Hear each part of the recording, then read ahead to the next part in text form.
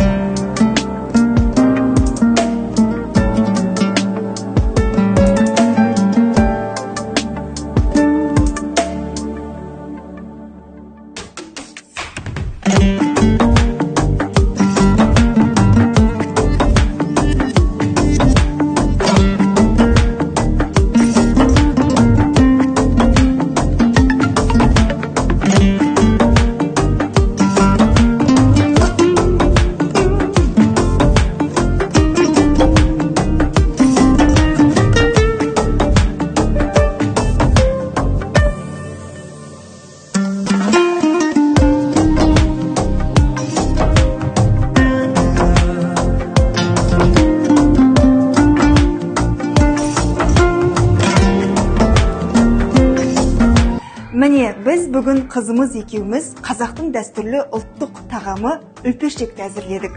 3 сағаттай баяу отта пісті.